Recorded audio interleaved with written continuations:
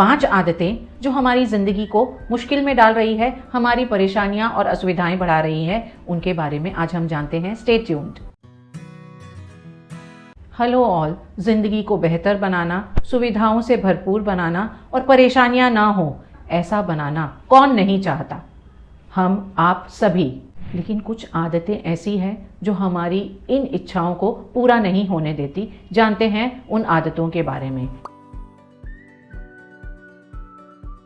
Procrastination ये एक ऐसी आदत है जो बाकी सारी अच्छाइयों को ढक सकती है, उन्हें छुपा सकती है। हम चाहे जितने भी अच्छे अपने काम में क्यों ना हो, अगर हम काम ही नहीं करेंगे तो उस अच्छे होने का क्या फ़ायदा। चाहे आलस के कारण, चाहे किसी और कारण से हम अपने कामों को टालते जाते हैं।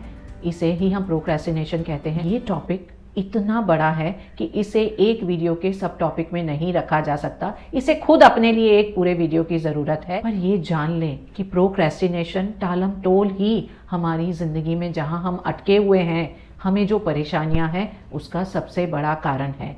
और प्रोक्रेस्टिनेशन की सबसे बुरी बात जानते हैं क्या है? ज़्यादातर हम मानते नहीं कि हम प्रोक्रेस्टिनेट कर रहे हैं। हम अपने आप को बहुत सारी स्टोरीज बताते रहते हैं।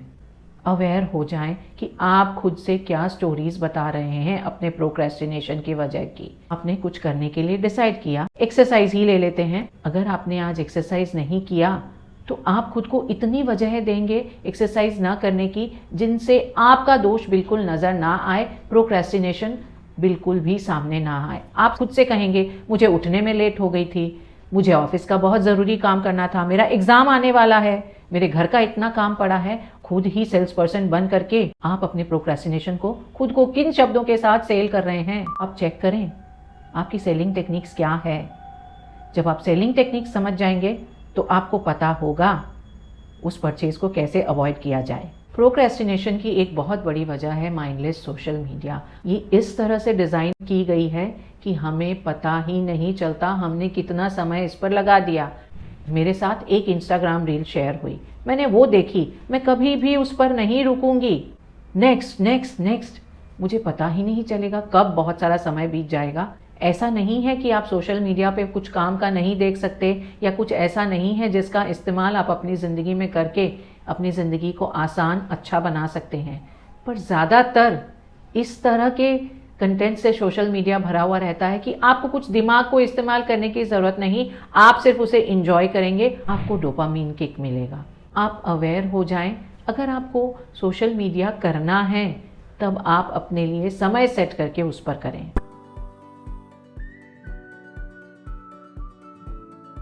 पैसे को ठीक से मैनेज ना करना, मनी सेवी ना होना। क्या आपको लगता है आपको पता ही नहीं चलता पैसा कहाँ आया कहाँ चला गया? तो उसके जिम्मेदार आप हैं। आप इम्पल्सिव स्पेंडिंग करते हैं, इतना खर्चा करते हैं, बस चलते चलते आपने कुछ खरीद लिया। ज़रूरत हो या नहीं हो, आपको पसंद आया, उस मोमेंट में आपको लगा मुझे खरीदना है तो आपने खरीद लिया। बजटिंग नहीं करते, बिना अंदेशे के आने वाले खर्चों के लिए तैयार नहीं रहते, भविष्य के लिए नहीं बचाते, तो ये आपको परेशानी में डालेगा। क्योंकि कुछ भी करने के लिए हमें पैसे की ज़रूरत है।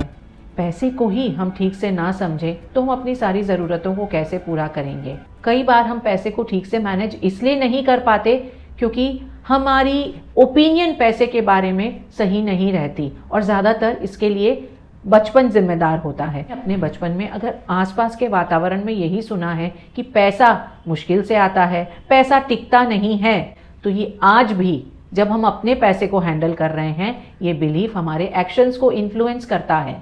जिसने बचपन से ही ये सुन के रखा है कि पैसा तो टिकता नहीं, उसके सारे एक्शंस वैसे ही तो होंगे। पैसा हाथ में आ भी जाएगा तो उन्हें लगेगा कि पैसा तो टिकता नहीं है, मैं खर्च ही कर दूं, क्यों ना मैं ये खरीद लूं, क्यों ना मैं ये वेकेशन ले लूं। इस बिलीफ को समझ लें। Sit with yourself. अपने आप से पूछें आप पैसे को क्या समझते हैं, आपके लिए पैसा क्या है। आपको पता चल जाए क्या कारण है कि आपके पास पैसा नहीं टिकता या मुश्किल से आता है, उस समय आपके लिए इसे हैंडल करना थोड़ा सा आसान हो जाएगा। बजटिंग बहुत इंपॉर्टेंट है। आप पैसे को कहाँ पर खर्च करेंगे, कितना हिस्सा खर्च करेंगे, ये आपको डिसाइड करके रखना है। इमरजेंसी में जो खर्चे आ जाएंगे उनके लिए बचाना है, जो आप फालतू का खर्चा करते हैं उसे कम करना है और भविष्य के लिए बचाना है। बी रिस्पॉन्सिबल, अपने पैसे को समझदारी से इस्तेमाल करें। आपको लगता है अभी जैसा चल रहा है ठीक है, कुछ ना कुछ बड़ा होगा, उस समय आप बहुत सफलता हासिल कर लेंगे, सब कुछ आपके लिए बहुत आसान हो जाएगा। पर ऐसा कोई जादुई दरवाज़ा नहीं है जो आपके सामने आ करके झट से खुल जाएगा। आपको काफ़ी दरवाजे खटखटाने होंगे, तभी आप ज़िंदगी में सफलता हासिल कर सकेंगे। आशा करते रहने से हमें निराशा के अलावा कुछ नहीं मिलेगा। हमें लगता है कि हम कुछ बहुत बड़ा करें, लेकिन उसके लिए हमें छोटे छोटे कामों से शुरुआत करनी होगी, कड़ी और लगातार मेहनत के साथ।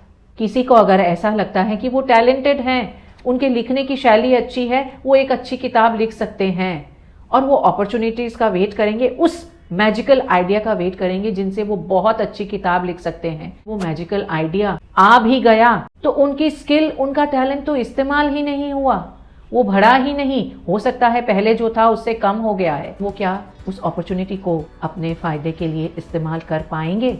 सिर्फ वेट करने से कि बड़ी सी अपॉर्चुनिटी आएगी, कुछ बड़ा होगा, तब मुझे सफलता मिलेगी, सफलता नहीं मिलेगी। आप पूरे जोश के साथ जो कुछ कर रहे हैं उसमें पार्टिसिपेट करें। अपॉर्चुनिटी चाहे जितनी भी छोटी हो उसे लें, उस पर काम करें। इससे आप लगातार इम्प्रूव करेंगे। अब अगर वो जादुई दरवाज़ा आपके सामने आ भी जाए तो आप उसमें जाने के लिए फुल्ली तैयार रहेंगे।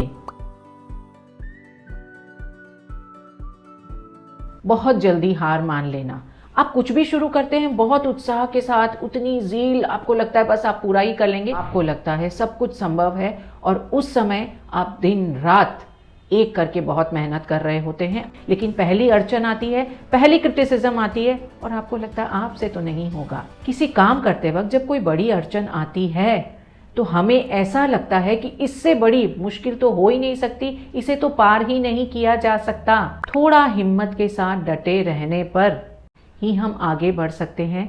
बहुत जल्दी गिव अप करने से हम कहीं नहीं पहुंचेंगे। जितने भी काम शुरू करेंगे वो हमारे बीच में ही छूटते जाएंगे। अड़चन बड़ी भी लगे, डटे रहें, अपना काम जारी रखें। कहावत है कि दर्द जब चला जाता है उस दर्द की याद बहुत खूबसूरत हो जाती है। तो वो सारी अड़चनें जो आप पार करके अपने काम को पूरा कर पाए हैं, जब आप उन्हें याद करेंगे आपको फ्यूचर में भी उतनी ही एनर्जी, उतना ही साहस देंगी। कई लोग ऐसे होते हैं जो बहुत सारे काम शुरू करते हैं लेकिन थोड़े दिनों बाद ही उन्हें छोड़ देते हैं। आप चेक करें, आप जितने भी काम करते हैं आप उन्हें पूरा करते हैं या नहीं करते हैं।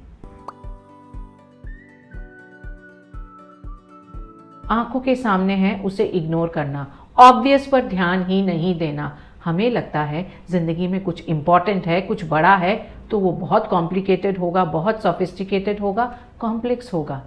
तो हम सारी चीज़ों को उसी नज़रिए से देखते हैं, उसी नज़रिए से सॉल्व करना चाहते हैं। ज़िंदगी को आसान और सुविधाजनक बनाने के लिए हमें उतनी जटिलता की ज़रूरत नहीं।